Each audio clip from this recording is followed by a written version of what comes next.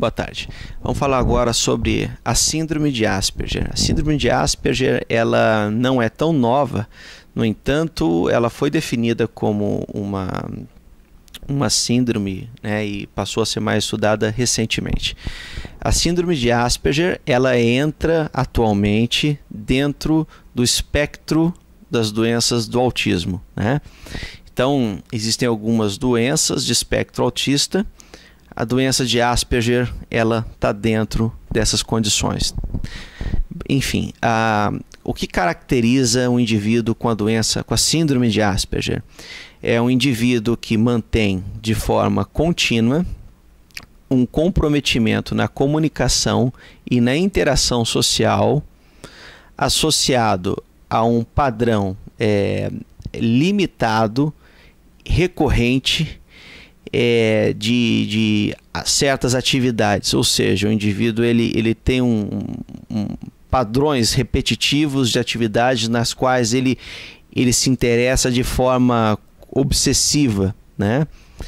E bom, isso são os critérios principalmente. Então é uma dificuldade de interação social e comunicação social, né? A comunicação e interação social e essas atividades repetitivas de comportamento. Bom, na prática, como é que funciona? Normalmente é uma criança, esse diagnóstico você consegue dar assim, mais ou menos até depois dos 3 anos, normalmente é quando você dá o diagnóstico. Ele é mais facilmente diagnosticado em homem do que em mulher. É um indivíduo que ele tem uma dificuldade de ter relações com outras pessoas, interações com outros indivíduos, dificuldade de fazer amizades. Ele tem uma dificuldade de entender linguagem não verbal, por exemplo. Ele não consegue entender situações emocionais, por exemplo, o que o indivíduo está sentindo. Ele não é um bom consolador, por exemplo, uma pessoa que vai, olha, sinto muito, tudo. Ele não consegue sentir isso aí. Ele tem consciência e ele tem um intelecto que ele não tem essa capacidade, né, esse traquejo emocional, mas ele apesar de ter consciência, ele não consegue muitas vezes lidar com situações emocionais porque ele não consegue vivenciá-las, né? É um indivíduo que ele normalmente ele não te olha no olho, né, porque ele tem essa dificuldade de ler questões emocionais, então ele evita o olhar. Ele pode ser incoordenado, ele pode ter uma certa incoordenação motora fina de mão, incoordenação para andar, ele pode demorar um pouco mais para andar, né?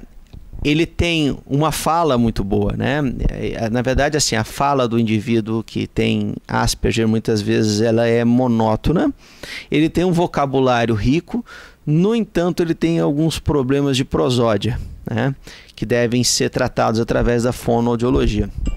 Bom, o indivíduo que tem Asperger, ele tem atenções, às vezes, vinculadas a certas situações, por exemplo, atividades de interesse, por exemplo, estudar alguma coisa específica ou algum tipo de esporte, e eles ficam vinculados em cima daquilo de uma forma obsessiva até se tornarem experts naquilo. Bom, é uma coisa boa e não é.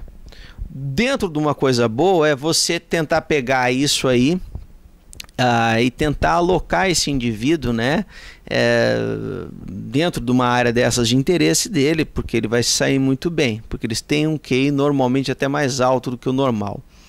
O ruim é que essas ilhas de habilidades deles, né, podem gerar deixar a criança, né, ou o adulto enclausurada, né, do ponto de vista de atividades. Então, por exemplo, a criança tem prazer por mapas. O pai compra tudo que é globo, mapa e tudo mais. Não é para incentivar esse tipo de atividade. Você até incentiva em alguns aspectos, porque faz parte do aprendizado, mas você tem que incentivar outras áreas de interesse. Se você proporcionar para essa criança cada vez mais condições dela se aprofundar dentro de um assunto específico, ela vai ficar cada vez mais limitada dentro daquilo. Então, dentro das orientações do tratamento que nós damos para os pais, é não incentivar tanto, né, quando existe um assunto de interesse específico, né, que a criança fica fascinada. Bom, o diagnóstico é difícil porque, ao contrário do autismo, essa criança não tem comprometimento cognitivo, não tem comprometimento intelectual e nem tem um atraso significativo da questão da fala, da aquisição da fala. O autismo já tem. Então, o diagnóstico do Asperger nem sempre é tão simples. Uma outra coisa é que eles não entendem muito coloquialismos, né? São extremamente honestos, portanto, muitas vezes gera-se alguns problemas em relação a isso, porque eles falam o que eles acham que tem que falar, e nas escolas, muitas vezes, são crianças que, às vezes, sofrem bullying, né? Então, isso é muito importante. Bom, eles podem escolher pessoas que eles gostam e conversam muito, ou eles podem escolher pessoas que eles podem até gostar, mas que eles não conversam. Então, você pode ter algum indivíduo com quem esse indivíduo que tem Asperger fala, mas fala muito. Normalmente é sobre um determinado assunto de interesse dele. Ele, na verdade, ele não está nem muito preocupado com o interesse do outro num determinado assunto. Ele não dá interesse quando alguém fala alguma coisa. Por exemplo, você está conversando com alguém que tem Asperger, ele está falando, por exemplo, sobre telescópio, e ele só está falando a respeito daquilo. Aí você quer falar, por exemplo, sobre viagem, praia, tudo. Não, ele não entra na tua conversa, ele continua falando de telescópio. E tem outras pessoas as quais ele realmente não vai conversar. Mas isso varia muito, né? A pessoa que tem Asperger, ela pode ter várias características distintas, né? Bom, o indivíduo que tem o diagnóstico do Asperger, ele tem que ter um acompanhamento psicológico em virtude de algumas comorbidades, tais como depressão e transtornos bipolares que podem se desenvolver. Tratamento psicológico para poder ambientalizar esse indivíduo dentro de um contexto emocional social, para melhorar a convivência dessa pessoa com outras pessoas, e muitas vezes do fono, em virtude dessas alterações de prosódia que ele pode ter. Bom,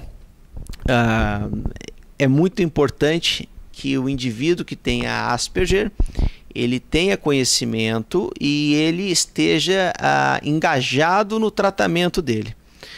Não existe uma causa pré-estabelecida, né? Existem alguns indícios que alguns efeitos pré-natais podem aumentar o risco, mas não sabe se é o próprio Asperger que causou esses problemas, né?